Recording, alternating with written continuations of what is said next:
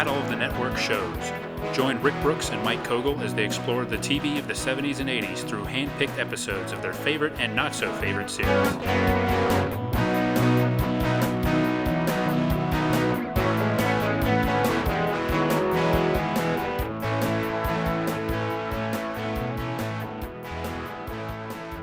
Welcome to Battle of the Network shows. I'm Mike. And I'm Rick. Hello, everyone. And today we're going to be talking about Maude. Maude.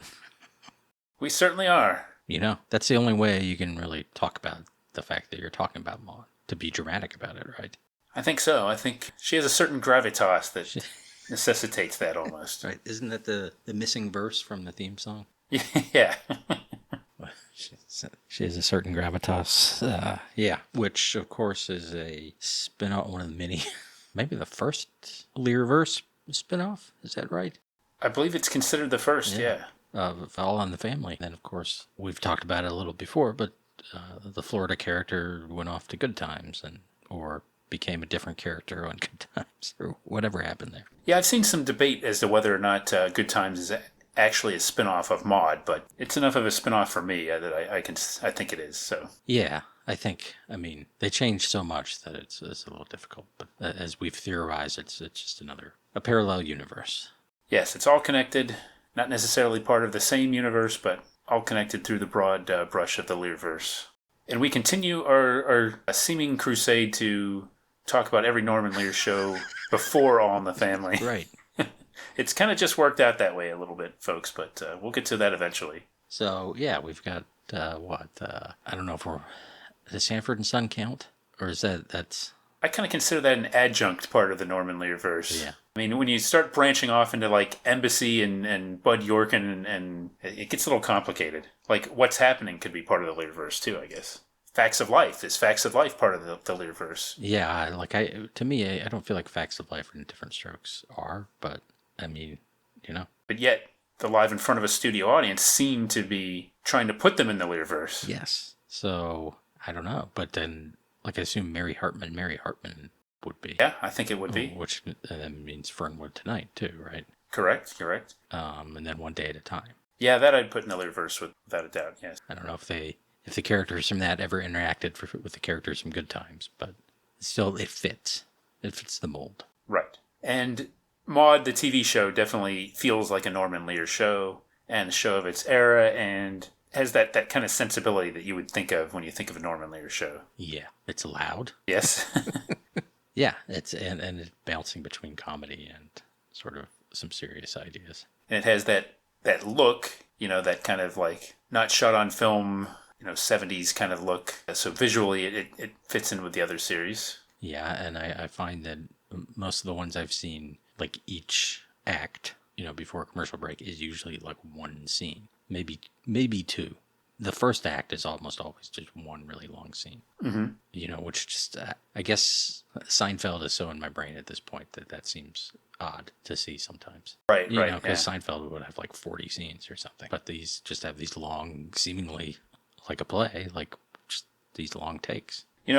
Even something like Friends, another 90s show, would have like the cutting back and forth between, the different plots, and everything. And, going back and forth from scenes that take place outdoors to, scenes like on the standard stages and everything, the sets. So the Norman Lear shows were a little bit more like theatrical in that sense. Yeah. Now the episode we're going to talk about actually, it's odd because it doesn't take place in the house, but it still takes place all in one place. Right. It seems to me like most of Maude takes place in their, house in Tuckahoe, New York. And even when they do go outside the house, they seem to wind up in in one space, And, maybe I'll just say it here. We chose a musical episode, which I was thinking about this today. This is, off the top of my head, this is at least like the third time that we've chosen a musical episode for a show that doesn't really feature musicals that much. So, what can I say? I think we just have a compulsion. I kind of have a fascination and often distaste for these kind of episodes, but they're irresistible in a certain way. So we had Happy Days. What's Happy Days and 8 is Enough for the ones I thought of. Yeah. Right, and this is closer to 8 is Enough. Yeah, the Let's Put on a Show episode. Yeah, and I get it, especially this particular cast has a lot of people who, like the actors, can do that. and it had stage backgrounds. It's funny that somehow all the characters can do it too. And it's one of those episodes where they're putting on a theatrical production, a stage production, and there's very, very few characters outside of those main ones. And so you wind up with, Walter and his sort of stepdaughter doing, suggestive scenes together. Yeah. Just because they're the main characters of the show. Right, yeah. And Maude's too busy directing. Yes. So I don't think this is necessarily what I would call a typical episode of the show, but it somehow winds up being more or less in character despite the unusual circumstances of the plot. Yeah. But Maude is not a show that I've watched a lot. It just seems off and on. Every now and then when it shows up somewhere, I'll check it out like a few episodes at a time. But I remember it being on, but I don't in reruns. But I don't think I watched it very much. Yeah, I don't remember being even aware of it until sometime, after Golden Girls started. One of the local channels started showing reruns then, which it might have been a coincidence, but it's very possible. Like, Norman Lear Inc. decided to push it again because of Bea Arthur's success on Golden Girls. But even then, I didn't watch it. So, and then you just hear things on the, TV retrospectives because it had these important episodes. And although it seems, from what I've seen of it, the bulk of the episodes are not those kind of episodes. Like, you get the impression, every episode's like liberal Archie Bunker. And there's some truth to that, but many episodes are not, I would say, issue-oriented. In the strictest sense, some of them are about, the changing relationship between men and women as women's lib becomes a thing. But that's still sitcom territory, really. Yes. And the way it's handled, I think it often, from what I've seen, it often winds up being much more of a conventional man versus woman, almost like dating back to I Love Lucy kind of thing, rather than getting into intricacies of the Equal Rights Amendment or something like that. And when they do get into something like that, it winds up being sort of like a husband and wife arguing. And I think a lot of times the way the episodes play out even sort of reinforces, the sort of status quo. Maude Finley, the character, just doesn't seem to be the firebrand that you would think she is. And something, while we're talking about it, Mike, I was in doing some research. I found a couple of articles, profiles of Bea Arthur talking about the show while it was on the air. And it seemed like in these articles, on one hand, it seems like Norman Lear created the show because of her. The character was written for her almost literally, right? But on the other hand, and Bea Arthur loved that and liked being the center of the show. But on the other hand, she seemed to really disavow any overt political connection to the character. It seemed like she responded more to her as an independent woman as opposed to, being a mouthpiece for liberal politics. And I think there were a couple of things she pointed out where she said, well, I don't know if I'd, really do that, or I don't know if I'd believe that. So it seemed like, whether intentionally or not, she didn't really want to connect herself with that stereotype of the character. She just kind of saw her more as okay, here's a female that is, charismatic and bold and kind of brassy, and she was attracted to that, but didn't necessarily see herself as being a liberal Archie Bunker. That's interesting. And I mean, to me, seeing some of the more political episodes, it seemed to me there was also as much as it was promoting liberal ideas, was also commenting on sort of, and I say this as a liberal, but the kind of liberal phoniness sometimes, being well-meaning, but then also, because Maude really is self-involved. And so her liberalness only goes so far as her self-interest in a certain way. Or she's insensitive to, she doesn't realize. And you especially see this when it involves issues with Florida and race and stuff, and she's not listening to Florida's point of view. And then you kind of get, and I'm not sure this works entirely, certainly not anymore, but, Florida and when John Amos is on there, then under the name Henry, I believe, which is the default name for itty male character in a Norman Lear show. Right. And yes, it's like his Rosebud or something. Did he have a teddy bear named Henry that he loved as a kid? Right, and then he lost it, and they kept giving him new ones with one was named George and one was named James. And boy, if only Greg Toland was the cinematographer on Maude, how much better it would look, But that's another story, I guess. Yeah. But you'll get them sort of wryly commenting on how silly the white liberals are acting, and I think that's useful. I think that's useful to liberals to see, and maybe it would be useful now to have a show like that. I mean, you get little bits of it and stuff in certain people, but then it's that the left is as fractured as the right now, and it gets confusing. So I wonder if Maude would work, a Maude-like show.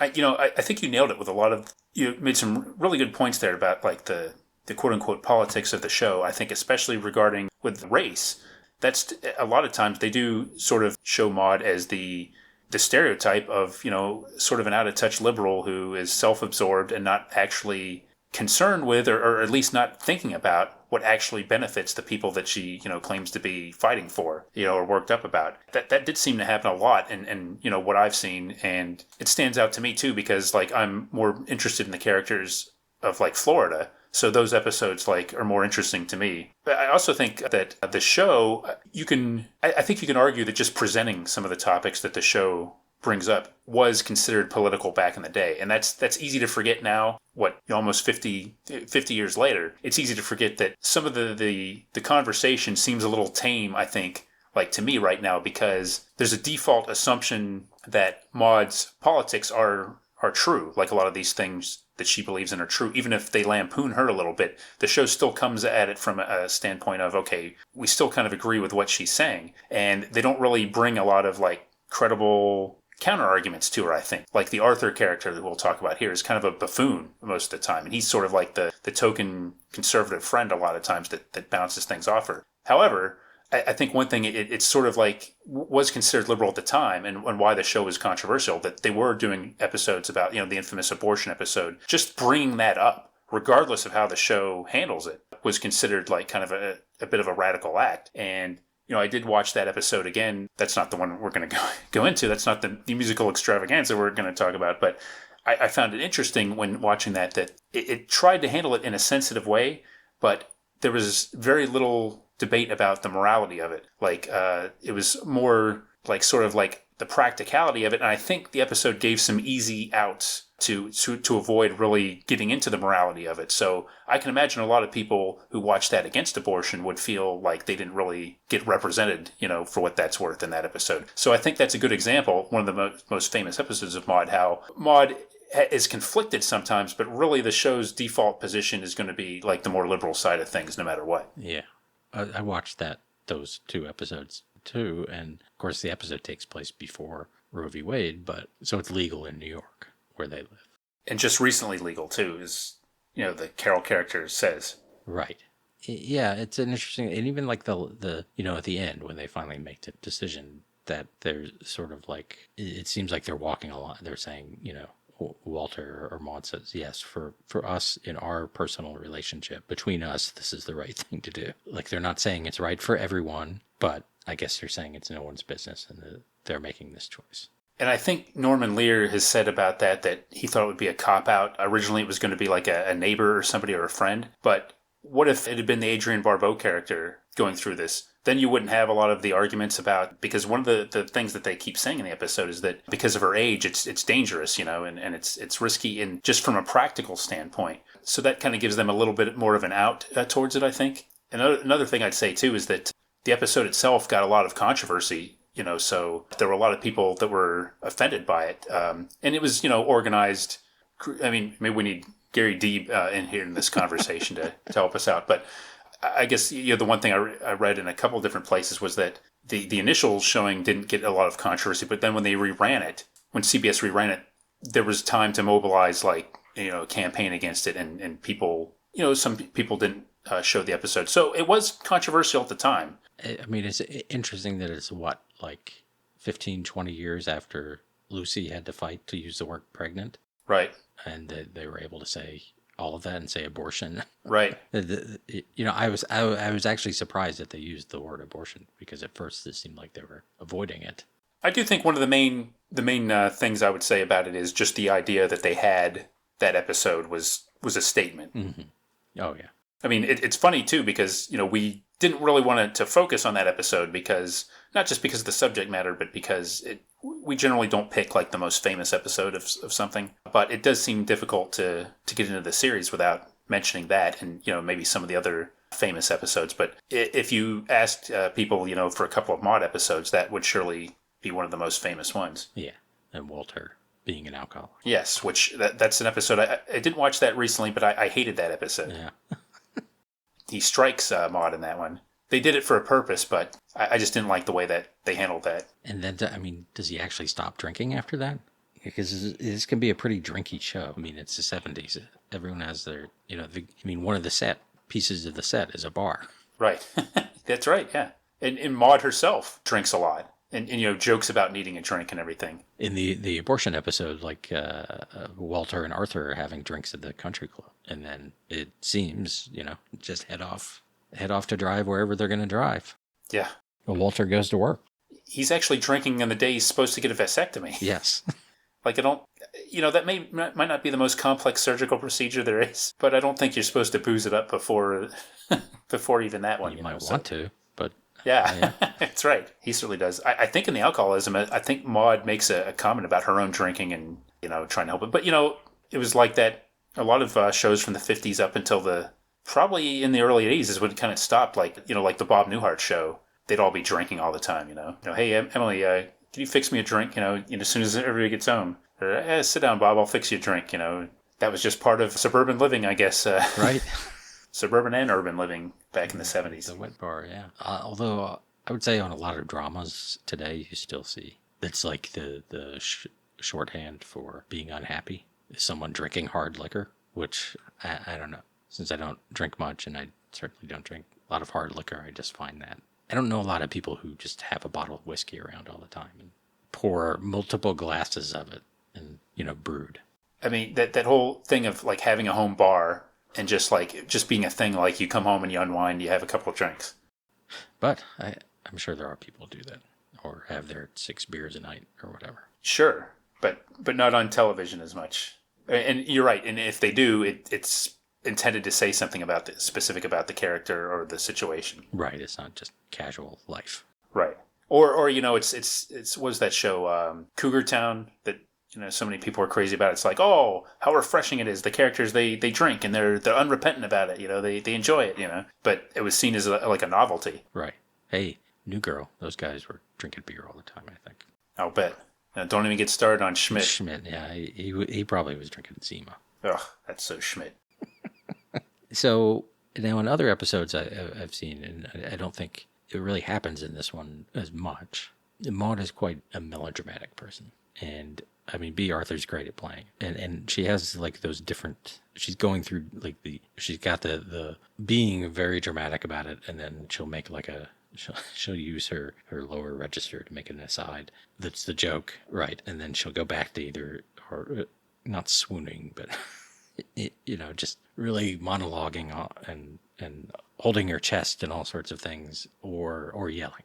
One of those two. It's hilarious when she does it.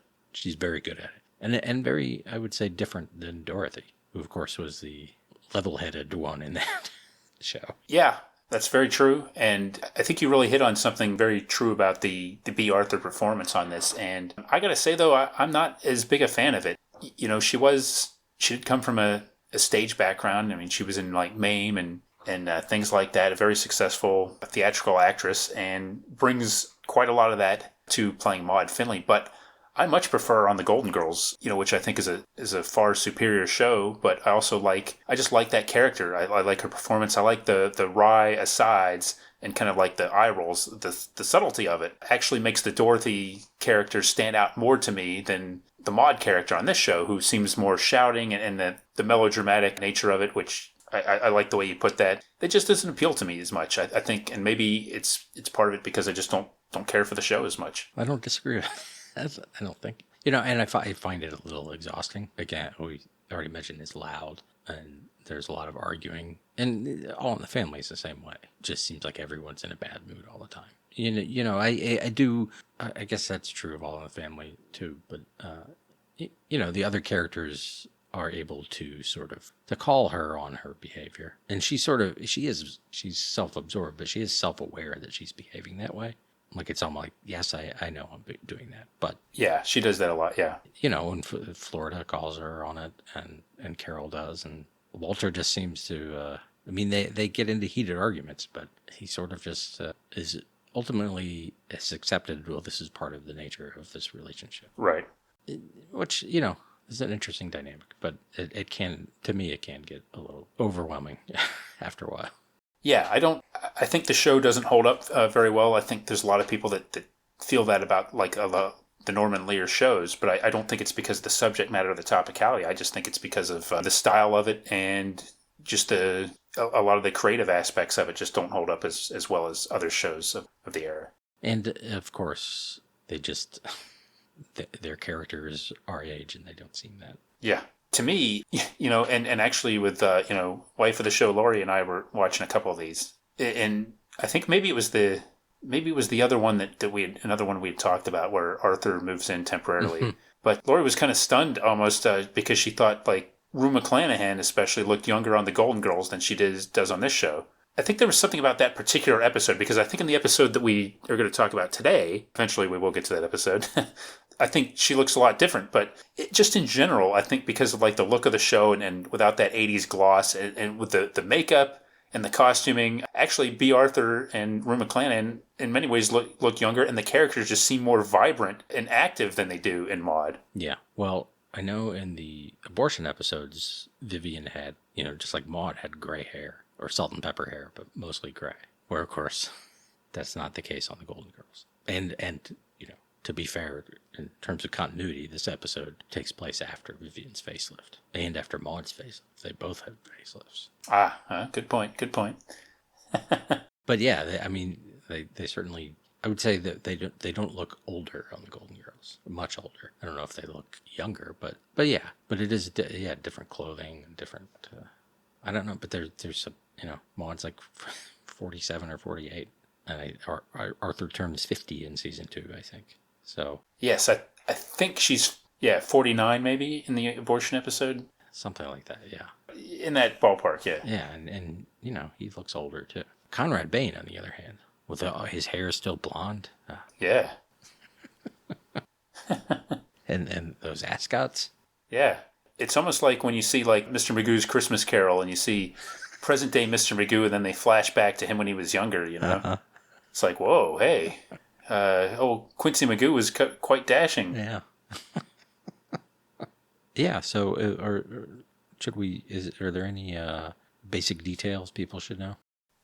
Maude the series? Yeah, like, years it was on, things like that. Yes. Well, Maude aired for 6 seasons, although the 6th season was, I think, kind of an abbreviated season after Bea Arthur decided it was time to just end the show. And the ratings had gone down, actually, by that point, too. But it lasted from 1972 to 1978, a total of 141 episodes, which, hey, abbreviated final season or not, 141 episodes is no small feat for a sitcom of any era. It got multiple Emmy nominations, but I think it only won one time, and that was Bea Arthur won for Best Actress in 1977. And one thing most of its run, it would start out as a Tuesday show at 8:00. Then it moved to Mondays at 9:00 for the last couple of seasons, and that's kind of when the ratings started falling apart. It was a top 10 show though, for its first like half of its run, I think, or so. And one thing that kind of irritates me is this is on streaming now. It's on Prime Video as part of this big ballyhooed Norman Lear streaming deal that was made. But I think it's been on, 5 or 6 months at the time, we're talking about this, and we still only have the first 2 seasons. So you have to go elsewhere. The whole series was released on DVD by Shout Factory, several years ago. But right now, Prime Video and also Tubi TV also has it, but it has the same 2 seasons, which is very frustrating. I don't know why that is, especially considering all the episodes within those seasons seem to be there, including the one we're talking about today, which has a lot of music in it. So that's kind of irritating. But I did try to, watch some episodes from other seasons just to make sure that, the show didn't radically change. And yeah, it really didn't. It was pretty much kind of what you see is what you get. Although there were some changes in the character circumstances, and, at least one major character left fairly early in the run, as we'll get into, I'm sure. But this episode we're going to talk about today, Mike, is Maude's musical. Mm-hmm. And it premiered November 13th, 1973. This was in the second season, a little bit into the second season. And would you like to know what else was on that night? I would. Well, I will tell you. It had CBS led the night off with Maude, and then it aired an episode of Hawaii Five-0, and then Hawkins, which was a Jimmy Stewart vehicle. He was a defense lawyer in it, I think a Southern defense lawyer. And it was kind of CBS's attempt to do like a mystery wheel kind of thing. So Hawkins was on there. I think Shaft was one of the... there's a Richard Roundtree series of Shaft movies that were part of that. It didn't last very long, but that was a 90-minute show. So you had Maude at 8, Hawaii Five-0 at 8:30, and then at 9:30 Hawkins ended the night with its 90-minute episode. NBC had Temperatures Rising, a medical sitcom that had an ensemble cast included Cleavon Little, and James Whitmore was like the chief of staff at a hospital or something, and he was replaced by Paul Lynde somewhere through the series run, which is kind of funny to think of Paul Lynde replacing James Whitmore at anything.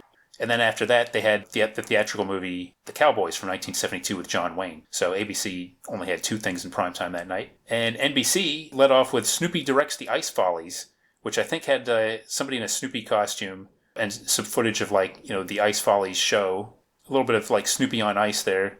And, luminaries I think Peggy Fleming was in this one. I think they did a couple of these specials. And 9 o'clock was a Bob Hope special. And he was joined by Joey Heatherton, Mike Connors, and Donna Douglas of the Beverly Hillbillies on this one. And at 10 o'clock, this is kind of interesting. It was part 1 of The Blue Knight, which is a miniseries starring William Holden as a police officer. And NBC took this 4-hour sort of movie and they aired it as a miniseries. They aired 1 episode each night of the week for 4 days, and then later it became a series with George Kennedy a couple of years later. So that was what else was going on this I guess Tuesday night, 1973, with Maude kicking off the night on CBS. Well, I'm guessing baby me was watching the Snoopy thing or sleeping. Yeah. I don't think it's really a diverse night of television, but there doesn't seem to be a lot of coherence to it. No. As you look at it, it seems like a really odd assortment of programming, but... So was Hawkins was a 90-minute show? Yes. Yeah, that's just weird, though, to have a sitcom, then a 60-minute drama, then a 90-minute drama. Yeah, I think that's been one of our kind of recurring things that we've talked about is the weird thing, like in the 1970s, of things, not half-hour things starting at 8:30 or 9:30. It just looks weird now. Okay. Well, it is Maude the Musical, and it begins in a high school auditorium where Maude is directing this musical, and of course that means she's yelling at people. Yes, it doesn't seem to be an entirely smooth production. No, they're getting some set pieces, I think, from the high school off stage, and there's some women around the piano singing a song that sounds familiar, that has the lyrics, something familiar. That's something familiar. Yes, from Funny Thing Happened on the Way to the Forum, I think. Okay. Comedy Tonight. Okay. And then Carol comes out, and she's dressed as a belly dancer, as she is for most of this episode. Adrienne Barbeau, also of Battle of the Network Stars, and I'm not sure what else. Love Boat, I'm sure. Yes, and she was on an odd special called Have Yourself a Merry Christmas that we watched for this holiday season, and I think I was telling you about this, Mike. It had Milton Berle and some other, I think maybe Van Johnson and some other kind of old stars, and they had Adrienne Barbeau and with different storylines. And Adrienne Barbeau's storyline had her husband bored with her or something and cheating on her or something, and them trying to restore their marriage. And I'll just leave that there, and this may be an indication of the believability of the concept of it is that the Jewish members of a community all decide to pitch in and do the jobs that their Christian friends would do on Christmas so that they don't have to work on Christmas. Oh, right. Yeah. And hilarity ensues. Mm-hmm. Well, I'll just say that she makes a fairly convincing belly dancer. Yes, and I think a lot of people actually, and I'm saying this in all seriousness, I've seen people say that the only reason they watch Maude was because of Adrienne Barbeau. And, I can understand that, but also, her character seems to be, in a lot of these episodes, her character is the only one that's not always yelling. And her character is also smiling a lot.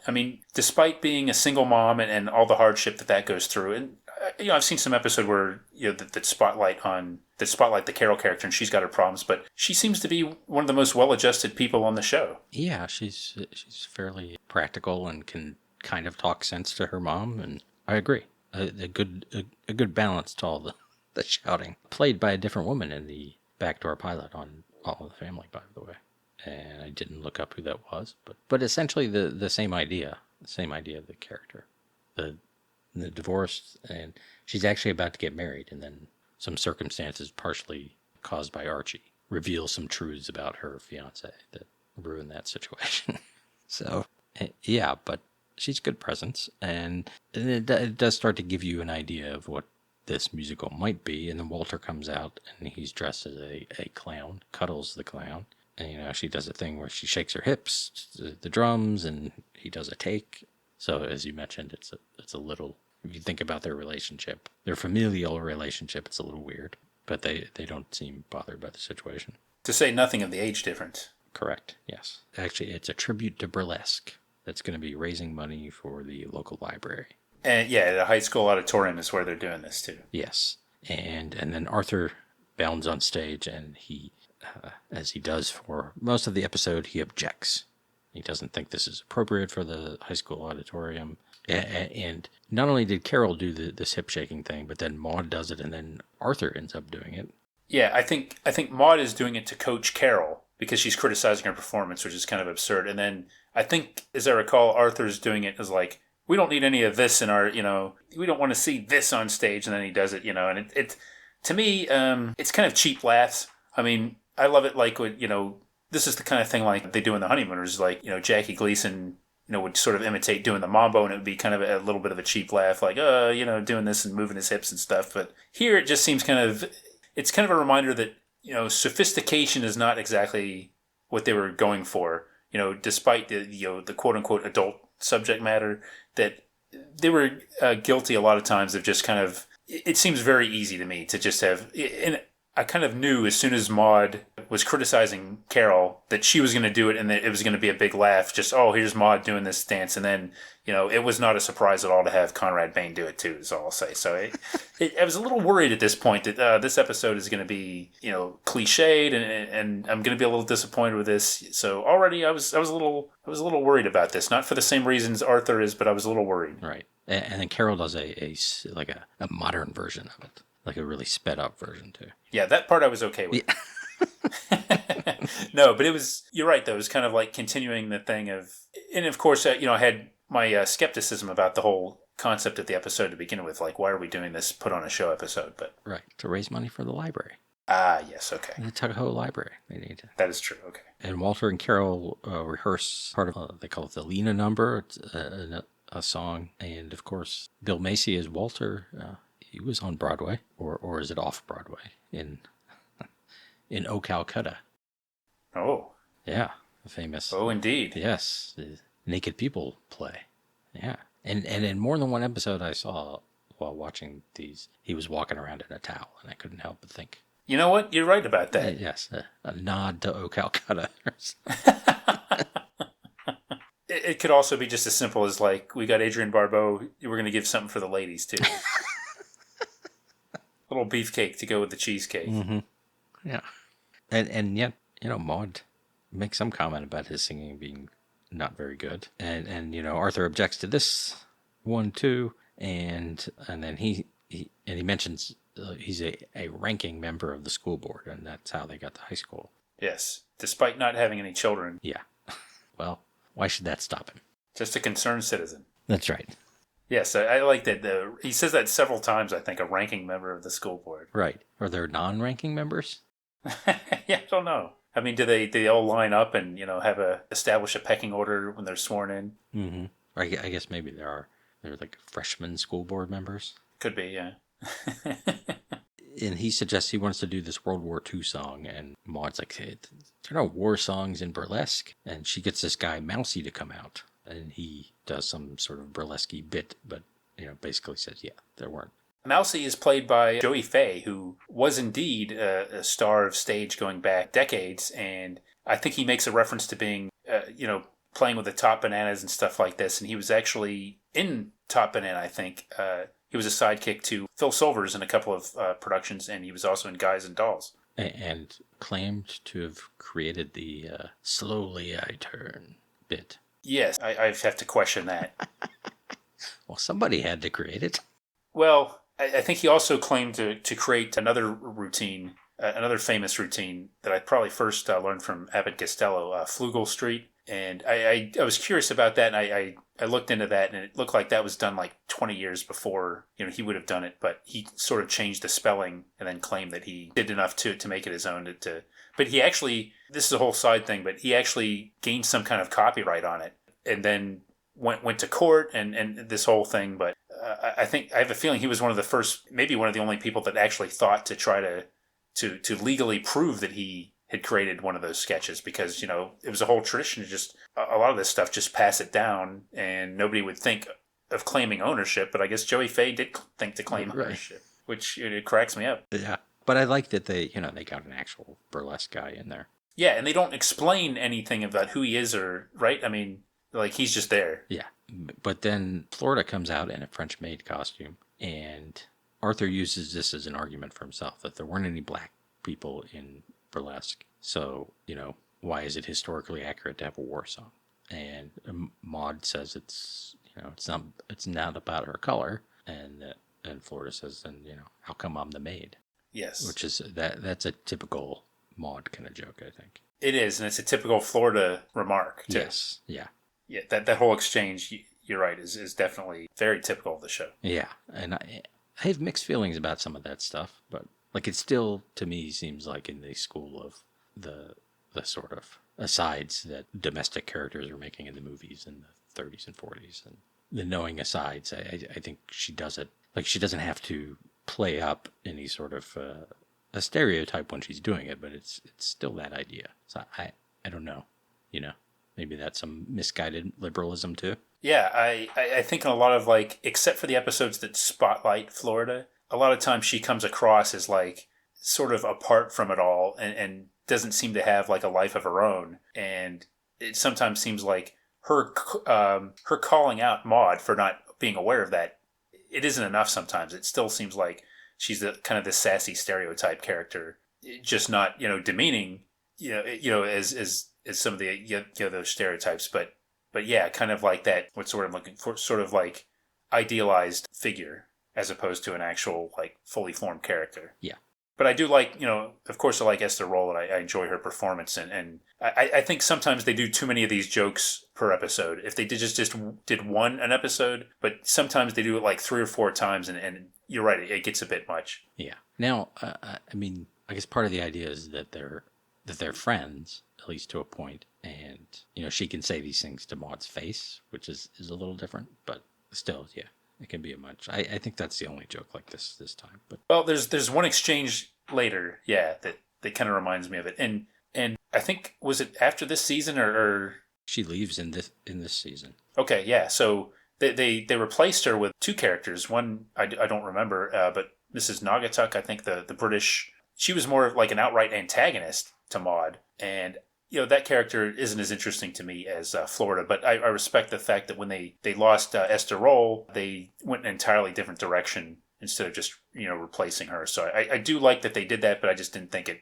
worked as well. Yeah, I know they also, I think just one or 2 episodes had a Puerto Rican maid. One of the attempts at replacing her. Forgetting the actress's name now, but she was in a million things and was on, I guess she was on All in the Family some, but she was I think she was also in the Baltimore thing. Oh, Hot L Baltimore. Yeah, and later in Gilmore Girls. Okay. We'll get it in the show notes. Yeah, good. Anyway, so we see a little bit of the song that Arthur wants to do, which is called the Siegfried Line, and he sort of, we're going to hang out our washing on the Siegfried Line, and he's got a prop rifle and or like a doughboy helmet from World War One. And then he kneels down and starts to, like, speak to his mother like he's writing a letter home, and it's very corny. Very corny and dated even for 1973. Yes, but Arthur is a patriot, and Maude interrupts him, and she suggests they have something visual going on behind him, like a firing line. Yes. And then Arthur gets upset and, well, if you're going to be that way, I don't want to be in the show. Which, of course, if he's not in the show, then that's just more for him to be able to, a way for him to hold his power over this. Yes, and, I think the Maude Arthur exchanges are in general, the parts I like best about this episode. And when Arthur is singing that song, when he goes into that rendition of this, that gave me, I think, the single biggest laugh I had in the entire episode, which is Maude sitting kind of on the side of the stage, and she actually puts like a prop handgun in her mouth, with just, and it's not like really melodramatic. It's just like casually, like, oh, I got to put myself out of my misery. And, Carol goes over to her and says, Mom, it can't get any worse, at least. And then, of course, Arthur goes into, I think, the mom stuff, and then it does get worse, but the sight gag of Maude putting that prop gun in her mouth is, something that would be a little bit more difficult to do in prime time today. But to me, that was the funniest thing in the whole episode. So I just wanted to point that out. Yeah, that was a good bit. So Arthur hasn't quit yet because he's in this next sketch. So Vivian, the Rue McClanahan, and Carol, they're like a couple dames, I guess, walking down the street doing sort of broad New York accents. And Walter and Arthur come out in holding up like a cardboard car. But then Arthur stops it because he doesn't like the way Vivian's bumping and grinding. And there's a discussion about whether they're actually grinds, right?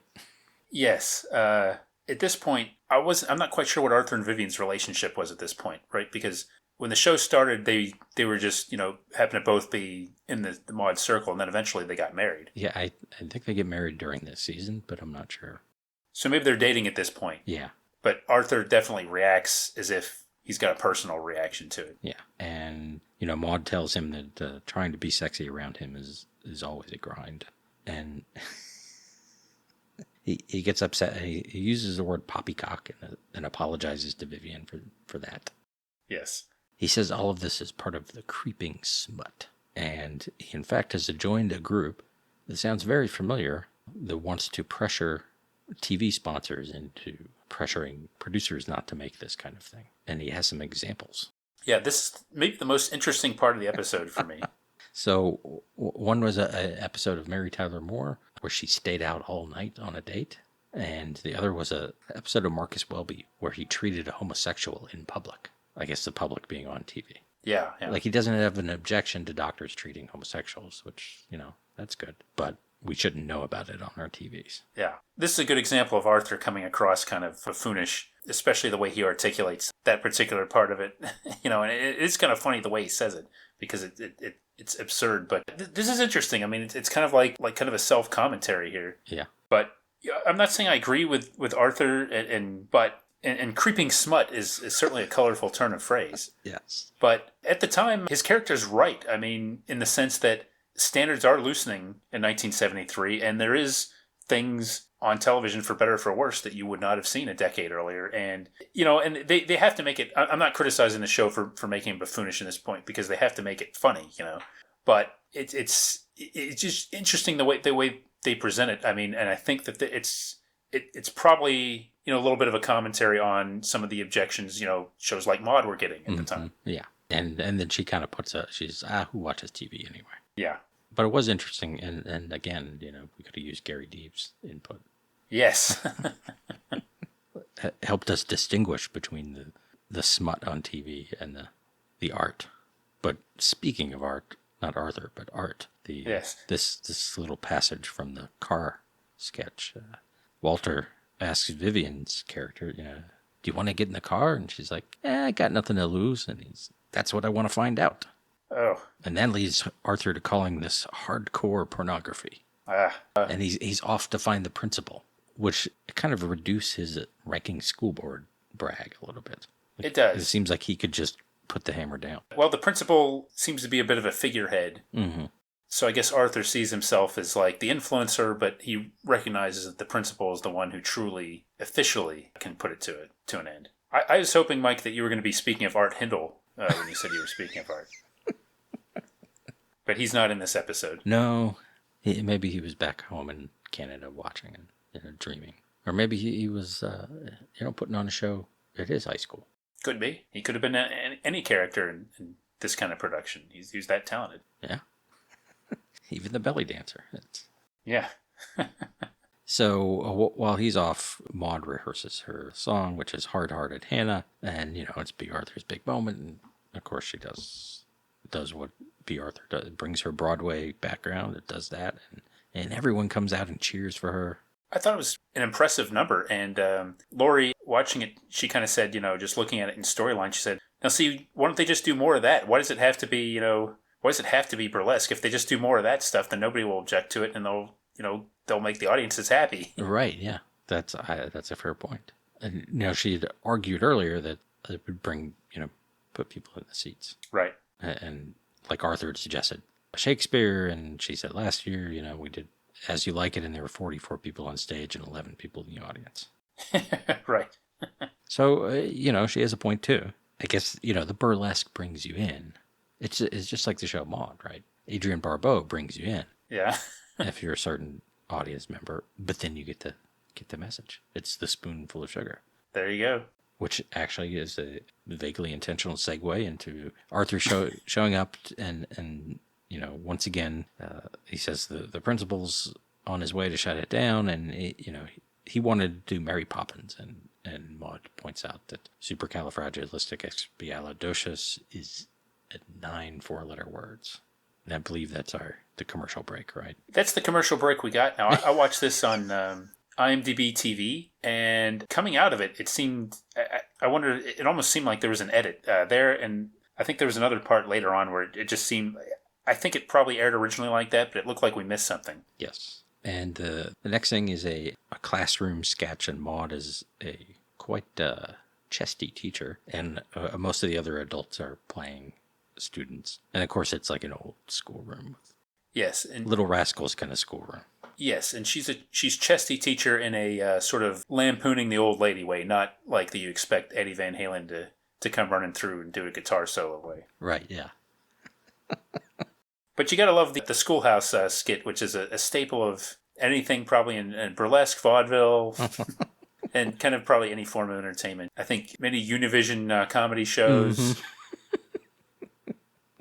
And I mean, I guess Walter is the clown for the whole show because he gets make some jokes here too.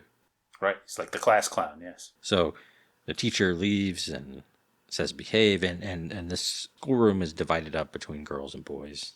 So they kind of cross the line, and Walter says to Vivian, "You know what makes you popular with the boys?" And she's like, "My charming smile? Nope. My personality? Nope. My brains? Nope." She's like, "I give up," and that's it. And then they start making out. There you go. Which is really what Arthur should object to. His best friend is making out with his, I guess, lady. But he's not around for that, but he's back finding the principal, I guess, again. It's kind of odd that Walter and Carol don't see anything unusual about that with so many people and the other people available for this production, as we see in the background. But, I guess hey, we're pros. We're just putting on a show. Well, that was Vivian, so I think it's a little more appropriate, right? Yeah. To kiss your wife's best friend / yeah, best yeah, there you go. At least it was, yeah, there are a lot of available women. or Maude could have been playing that role. You saying something about Tuckahoe there? Well, there's a lot of available women in Tuckahoe. Maybe it's more of a happening place than I might have thought. Well, there's that Key Party episode of Maude. It's funny you say that. Is there a Key Party episode? There's a wife swapping episode, or swingers episode. Oh God. That I did watch, and it's not really that good. It's kind of one of those things where just the mention of it, just the concept alone is supposed to be funny. The characters are really caricatures, and the odd thing about it is that Maude seems like curious about it, but in a way that's sort of weird that she doesn't condemn it, and Walter gets mad at her. It's a couple that actually comes into their home, and and Maude thinks they just want to be friends and stuff like that, and it turns out they're interested in something more, and it's again, I didn't think it was all that well done, but at least they tackled it. Yes, they did. They certainly they tackled it. They picked it up. They spiked it into the ground. They dunked it over the goalposts, and then they ran into the locker room with it and put it on their shoulders and poured Gatorade over it. But that's the kind of story they couldn't do on All in the Family. I mean, can you imagine? I'm desperately trying not to. I mean, maybe a Mike and Gloria focused episode, but I'm still desperately not trying not to. Archie and Edith, because Edith wouldn't know what was going on. Where's that prop gun when you need it? Okay. Well, again, though, I mean, we're kind of laughing at it now, and it seems a little quaint, in modern times. But it was a big deal to do that episode back then. So yes. I will acknowledge that. I just didn't care for the way it was executed, but Hey, this is another part of Maude's contribution to the creeping smut of America. yes, that's true. So anyway, Arthur comes back and he says the principal Fishman is waiting in the locker room, and he and Maude go down there to see Fishman, who is played by a very familiar character actor who, boy, worked a long time. Phil Leeds, yes. I mean, he was like, here he looks like he's about 90 years old. Right. But he was on Everybody Loves Raymond when he was actually 90 years old. Wow. Playing, I believe, Fred Stoller's dad. Oh, that's interesting casting there. Yeah. Ray's because he's Uncle somebody, and Fred Stoller was cousin Gerard. So I gotta assume just the physical resemblance is too much to ignore. Yes, I saw Phil Leeds in another episode of Maude. Actually, I think it was a 5th season episode, 4th or 5th season, playing a different character. So well, of course, it's the 70s, and like you said, he's a figurehead. He's just sort of doing whatever. He doesn't really want to be involved in this discussion at all.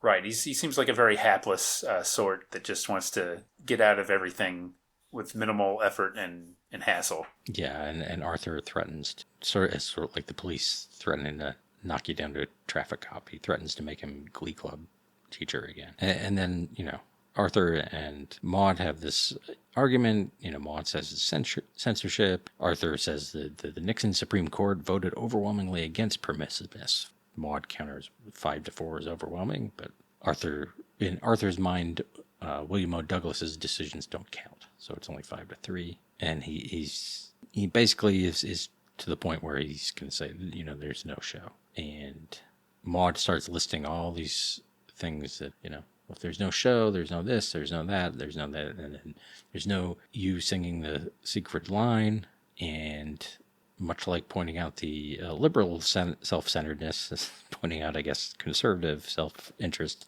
Arthur changes his tune very quickly if he's going to get to sing his song. Yes, he says that now that he thought that the song had been axed from the show by Maude, who says that she was just kidding around, and he says, well, now that I'm doing the song, it'll have some redeeming social value. Right.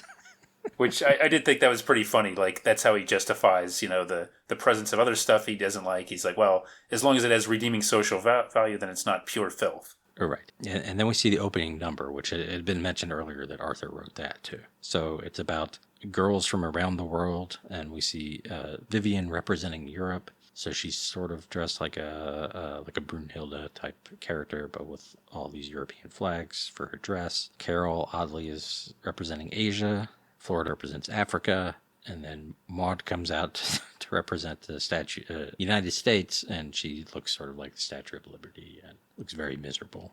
And then the lyrics it goes from being about the girls of the world to this very sort of patriotic pap, I guess. About this number, I'll say, first of all, it was surprisingly not as offensive as you might think it would be. When they, when you get the idea of what it's going to be about, of girls around the world, there's many ways that could offend, just about anybody, but they mostly avoided that. And then I thought it was interesting. So when Maude, the big reveal of Maude is the Statue of Liberty. I mean, for one thing, again, to me, it's kind of like a lazy thing, like, oh, let's put people in funny costumes, okay, and that's the big laugh. Maude does look miserable at first, but then she, it gets all animated when it's time to, launch into the song. So, are we supposed to think that the Maude character is upset about wearing the costume, even though, she's the director? Or is this some kind of, social commentary on the ambiguous nature of America at the time, and Maude wanting to get some of the inherent conflict in the United States before launching into that patriotic number? I like that interpretation. Sure, I'll go with that. I'm not even sure what I just said.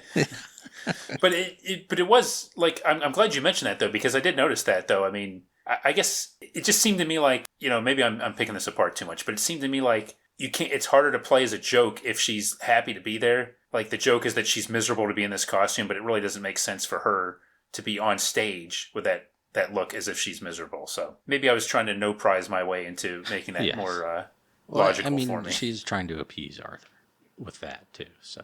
And before we get to the very last scene, I skipped over when Maude in Florida do Me and My Shadow. Oh, yes. And that's the other part you mentioned, because, Florida, I think she's being shy, but she doesn't want to play she wants to play the shadow, right? Like she doesn't want to be out front. Yes. And Maude is insisting that Maude is playing the shadow, and that it's dark, so no one will be able to tell the difference or something. Like, who'll know? Yeah. Then what does Florida say? She says something like, the shadow will know. The shadow. She doesn't say it quite like, she says it more like in a street way, like the shadow do know or something like that. Let me just put in a mention for the appreciation for the captioning, which had imitating Lamont Cranston accompanying that line. And which was kind of funny because, I mean, that's sort of like, I'm not sure that's entirely accurate though. I mean, she wasn't really saying it like the shadow. She was saying it like, Florida Evans, but saying the catchphrase that was kind of more well, anyways. The other thing, Mike, too, is like... I hope the captioner is not listening to this episode. Well, it's constructive criticism. Yeah, okay. I don't mean to go all Arthur Harmon on us here. I just... I think that there was a genuine desire, I'm sure, to distinguish the speech because it was a key moment and a key punchline. But as far as the number, I didn't even get it. And even after you explained it, it took me a little bit to get it. Yeah. Because I didn't have the captioning on. So, yeah. Well, see, you're missing out. The number itself, is it true that, like, anytime you have to have a put on a show episode or something, or an episode where people are rehearsing for putting on a show, usually amateurs, you have to either have Me and My Shadow or maybe T for Two with some kind of soft shoe number? I mean, I kind of groaned as soon as and I'm assuming that they chose this so that they could get that exchange in between the two of them. But still, I mean, Me and My Shadow, really? I mean, wasn't that cliche even in 1973? Probably, yeah. I mean, you were, like you said, you were a baby then, so you might not know. But I'm just asking. No, I came out with a full knowledge of all cliches. Oh, okay, good. So you can confirm this for me. Yeah, my mutant trait. So, yeah, before I could talk, if I saw a cliche, I would, I would poop my pants. So. Wow, that's extreme. Yeah, my mom didn't let me watch a lot of TV at that point. Well, you wouldn't want your experience soiled by cliches, so you reacted by soiling your drawers. Yeah, my diaper. Yeah. Anyway, the last bit, yeah, honestly, what I expected when Arthur was rehearsing the Siegfried Line, which is while he's doing it, Carol's belly dancing behind him, and the audience goes nuts. The audience in the auditorium, and of course Arthur's ego inflates because he thinks it's all about him. Probably another cheap laugh, but. In some ways it is, but I thought that was pretty effective. I do think that was funny. It was a good way to end the episode. Right, and again, a little sugar to help the medicine of the cheap joke go down. I don't know. That's what Mary Poppins was thinking about, right? Yeah, of course. So anyway, that's the Maude the musical. Yeah, I would not call that episode supercalifragilisticexpialidocious. No, I found that it was better in my imagination, I think. Not to say it's terrible. No, and in fact, I think it was actually better than some of the other Maude episodes I've watched recently. So it just goes to show you that I'm not super high on the show. But I think this was, had enough for me to have it stand out. And I think getting it out of the house helped a little bit, and having some kind of different situations, even as tired as I've called some of them. Some of the jokes worked pretty well. It was kind of cool seeing Joey Faye doing shtick, as you mentioned a couple times, and Arthur. Yeah, he was a little over the top, but he was funny. But overall, not one of the best episodes we've covered on the podcast. Now I'm thinking about it. Walter had almost no lines that weren't part of one of the sketches. True. Yeah, I think I have mixed feelings about the show overall. I do like the cast. I feel like the cast is one of those embarrassment of riches kind of casts, but especially in this period when Esther Roll's still there too. You wind up watching the Arthur Moves In episode. Yes, I did.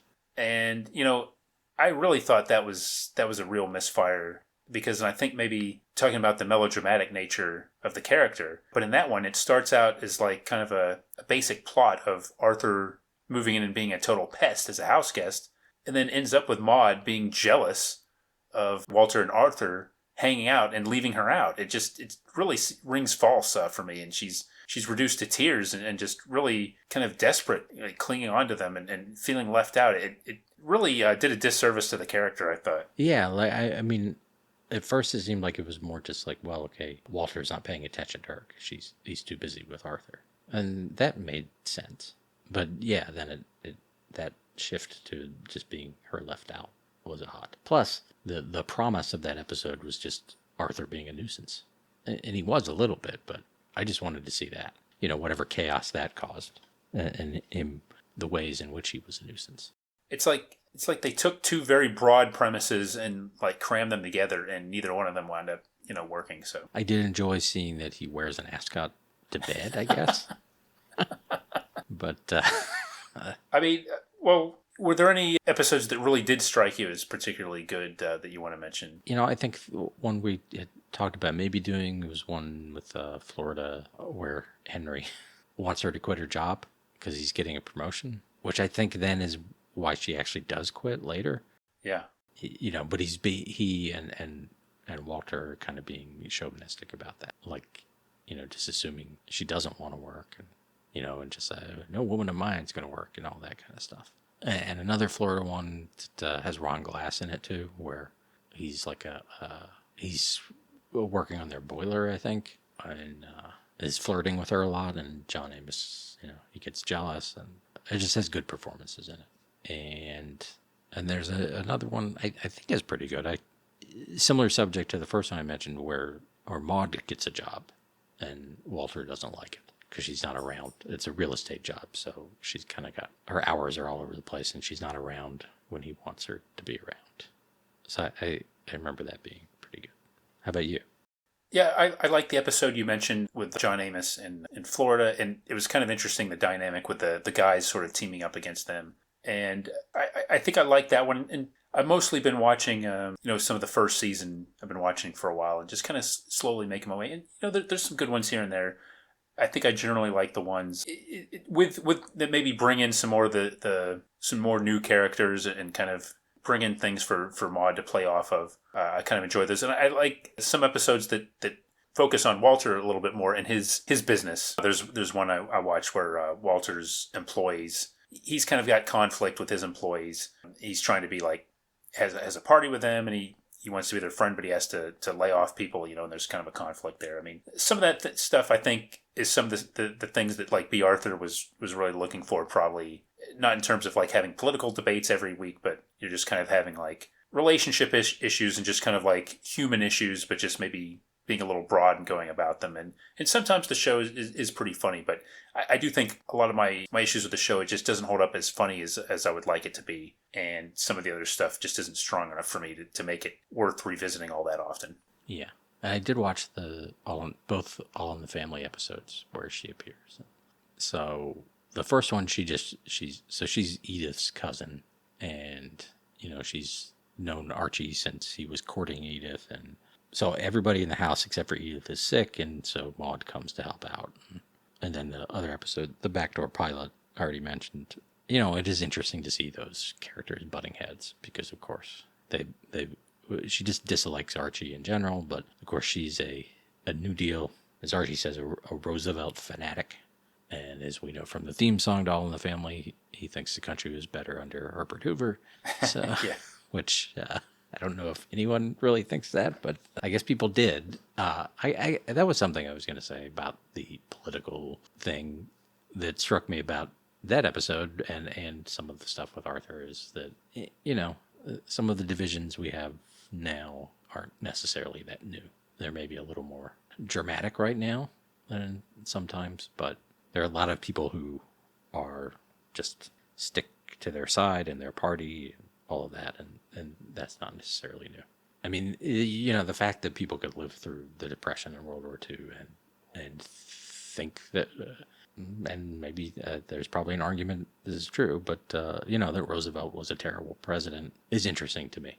Yeah, and I think one of the big differences now is sort of the pressure to choose sides on everything, to have an opinion on everything. I think it was easier back then to enjoy that sort of conflict as entertainment, whereas now, and I think sometimes we, when we're talking about what we're going to cover and doing the podcast, I think we try to be, not wade into politics and things like that. And some people, I think, unfortunately, would see that as a conscious decision or as a choice.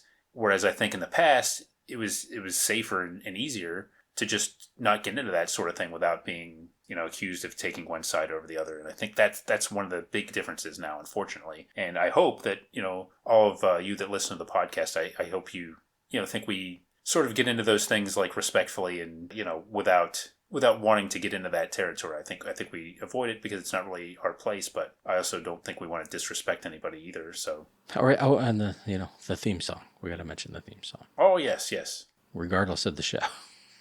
It's a pretty great three. I believe from the same writers as the Good Times theme song. Yes, and performed by Donny Hathaway, and really a great song. And I think for years, when the reruns were not necessarily in circulation as much, people knew the theme song. In my personal experience, I knew people that, that they weren't watching the show at the time, but, you start singing the theme song and everybody would join in, so. Yeah, just watch it for that. Just watch an episode or two for that, or watch. I'm sure our YouTube playlist will have that in it. For sure. All right. Well, I think that's all I have on Maude. Yeah, I think we've covered it. I'm glad we ventured into the Learverse once again, and I think we're going to come out unscathed, but I'm sure we'll be heading back in there eventually. Yeah, I don't know. There might be some cosmic rays or something to cling to us. But yeah, and in the meantime, on our Facebook group, you can let us know what you think of Maude. Or you can drop us an email at mailbag@battleofthenetworkshows.com. Yeah, let us know your thoughts. Maybe not on the politics, but... Yeah, I mean, I think it is interesting to talk about the show without what the show's trying to accomplish. Maybe for a lot of you it holds up better than it does for us, but we'd love to talk about it with you. And despite our reservations, we do need the rest of those seasons so we can see the Conrad Bain appearance or appearances. Yeah. That's right. Yeah, I mean, I'm not going to watch every episode of Maude, but I will definitely watch more episodes if somebody does the right thing and puts them up there. I don't know what the holdup is. There's a bitter argument going on about it that they haven't been able to solve in 25 minutes. I think One Day at a Time is the same way, but All in the Family is complete. But okay. Well, it's another episode of Battle of the Network Shows. Thanks for listening. This episode brought to you by Walter Finley's Appliances. Walter knows washing machines. This episode also brought to you by Arthur Harmon, MD, keeping arrogance alive in the medical profession. House calls $20. This episode also brought to you by the Tuckahoe Library Association. This year, burlesque. Next year, Old Calcutta.